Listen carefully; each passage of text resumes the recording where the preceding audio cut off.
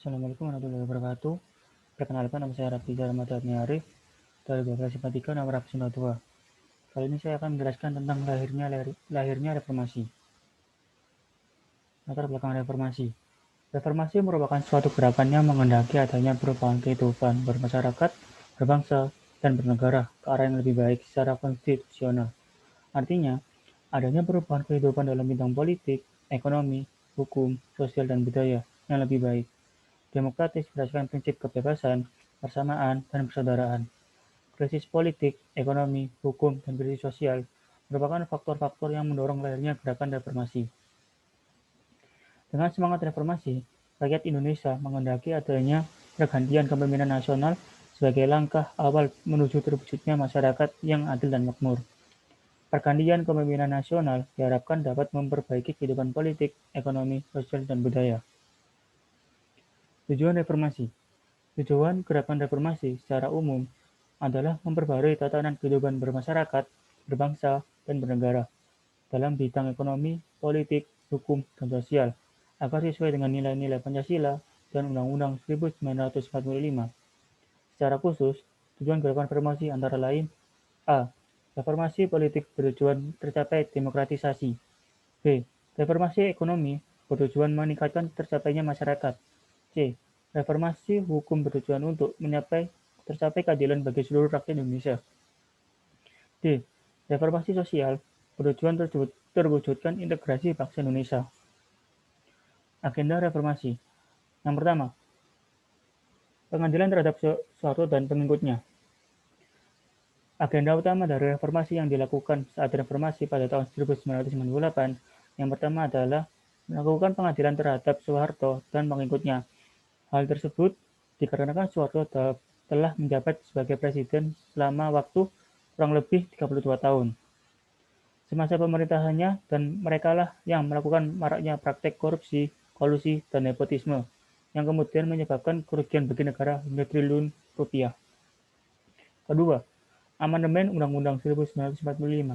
Yang kedua adalah dilakukannya perubahan terhadap Undang-Undang 1945, yang di mana pada kondisi tersebut rakyat Indonesia melihat Soeharto dapat memimpin selama 32 tahun dan Soekarno dapat memimpin seumur hidupnya, dikarenakan tidak memiliki hukum yang menjadi batasan dalam melakukan jabatan atas sebuah kekuasaan baik itu presiden dan juga menteri.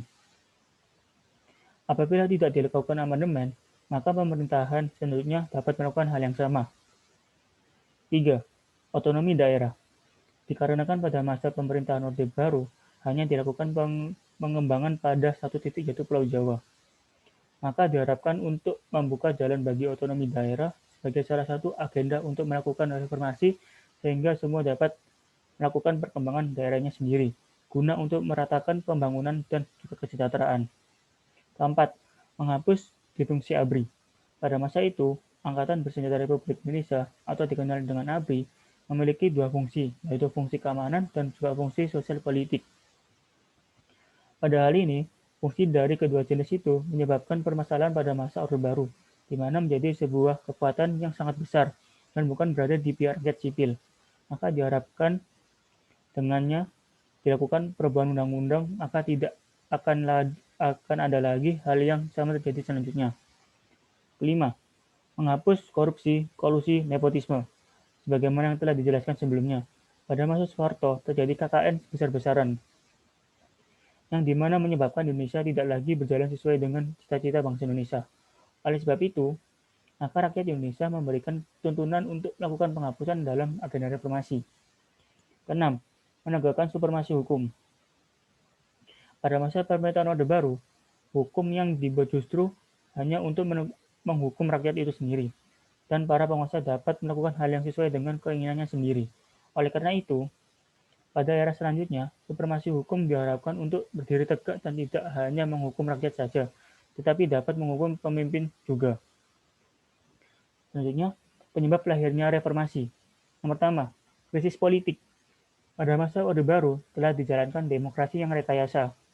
Ciri-ciri kehidupan politik yang represif diantaranya setiap orang atau kelompok yang mengkritik kebijakan pemerintah dituduh sebagai tindakan subversif atau menentang negara kesatuan Republik Indonesia. Kedua, Pelaksanaan 5 paket undang-undang politik yang melahirkan demokrasi semu atau demokrasi rekayasa. Ketiga, terjadinya korupsi, kolusi, dan nepotisme atau KKN yang merajalela dan masyarakat tidak memiliki kebebasan untuk mengontrolnya. 4. Pelaksanaan defungsi ABRI yang memasung kebebasan setiap warga negara sipil untuk ikut berpartisipasi dalam pemerintahan. 5. Terciptanya masa kekuasaan presiden yang tak terbatas. Meskipun Soeharto dipilih menjadi presiden melalui sidang umum MPR, tetapi pemilihan itu merupakan hasil dari rekayasa dan tidak demokratis. Krisis hukum. Adanya hukum yang dijadikan sebagai alat pembenaran oleh para pejabat politik.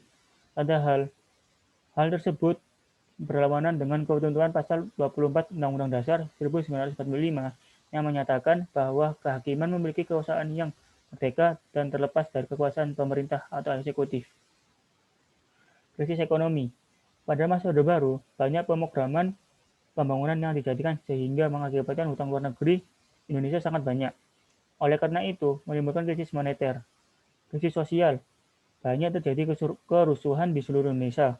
Harga sembako pun tidak stabil dan cenderung malah meningkat tajam sehingga rakyat miskin merasa terbebani. Krisis kepercayaan.